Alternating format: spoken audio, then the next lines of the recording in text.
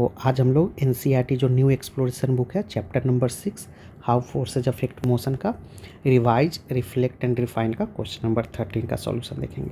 इससे पीछे का बाकी सॉल्यूशन देखने के लिए प्लेलिस्ट डाला हुआ है, उसमें ऑलरेडी सॉल्यूशन वीडियो है, आप वहाँ से देख सकते हैं। स्टार्ट करते हैं क्वेश्चन नंबर 13 से।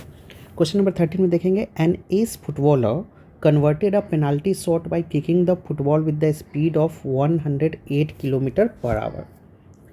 Estimate the force they imparted 800 Newton. The mass of the football was 0.4 kg.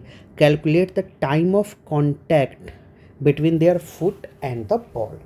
तो चलिए सबसे पहले इस तरह क्वेश्चन में क्या करते हैं, अगर फुटबॉल है तो फुटबॉलर किक कर रहा है ना, तो इसके अकॉर्डिंग अगर इसके डेटा को हम लोग लिखें, जो भी क्वेश्चन के अंदर डेटा है, तो क्वेश्चन के अंदर ऑलरेडी हमारे पास क्या क्या दे रखा है बच्चों। क्वेश्चन के अंदर हमारे पास मास अवेलेबल है। मास कितना दे रखा है, mass just a minute, yes 0.4 kg।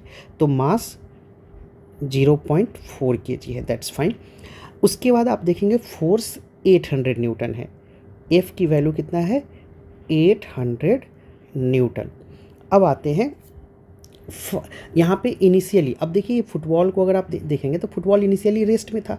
अब फुटबॉलर आया होगा, मतलब इनिशियली तो रेस्ट में पड़ा होगा। फुटबॉलर आया और जब इसको किक किया होगा तो ऑफकोर्स जब इस फुटबॉलर ने किक किया होगा तब इसकी वेलोसिटी कितना होगा, 108 km/h। तो इसके अकॉर्डिंग अगर फिर से मुझे डेटा लिखना हो तो इनिशियल वेलोसिटी यू की वैल्यू है 0, फाइनल वेलोसिटी v है 108 km/h। आपको इसको मीटर पर सेकेंड में बदलना होगा, तो मीटर पर सेकेंड में बदलने के लिए सिंपल, क्योंकि ये SI यूनिट में नहीं है, 108 × 5/18 से आप मल्टीप्लाई करोगे तो ये 6 टाइम हो जाएगा।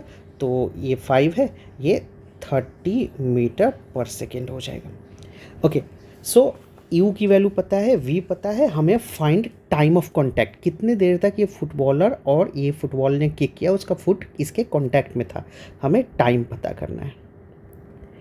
तो सबसे पहले तो हमें देखिए, इसके लिए हमारे पास हम फिर से इक्वेशन ऑफ मोशन यूज करेंगे। अगर टाइम हमें पता करना है तो इक्वेशन ऑफ मोशन का यूज करेंगे। Equation of motion equation of motion use करेंगे तो हमारे पास v = u + at। हमने ये क्यों लिया, बिकॉज हमें v और u पता है, टाइम निकालना है। But the question is that कि अगर हमें एक्सेलरेशन की वैल्यू पता चल जाए, तो एक्सेलरेशन की वैल्यू अगर पता चल जाता है तो हम यहाँ पे निकाल सकते हैं इसका टाइम भी। तो चलिए एक्सेलरेशन की वैल्यू के लिए हम लोग थोड़ा कैलकुलेशन करते हैं। एक्सेलरेशन की वैल्यू कैसे फाइंड कर सकते हैं, मैं यहाँ पे एक और लाइन ड्रॉ करता हूँ। ओके, हमारे पास फोर्स दिया है F = ma। अब देखिए चूँकि फोर्स हमें पता है 800, मास 0.4 दे रखा है, 0.4 यहाँ से एक्सेलरेशन फाइंड कर सकते हैं। A = 800/0.4, पॉइंट हटाएंगे ऊपर 10 हो जाएगा, ये करीब करीब 2000 मीटर पर सेकेंड आ जाएगा। एक्सेलरेशन पर सेकेंड स्क्वायर 2000 मीटर पर सेकेंड स्क्वायर। अब देखिए हमारे लिए कैलकुलेशन कितना इजी हो गया, हमें टाइम निकालना था ना। v की वैल्यू तो हमें ऑलरेडी पता है, v कितना है 30, u की वैल्यू 0 है, एक्सेलरेशन 2000 हमने अभी भी निकाला, और टाइम हमें फाइंड करना है। तो 30 =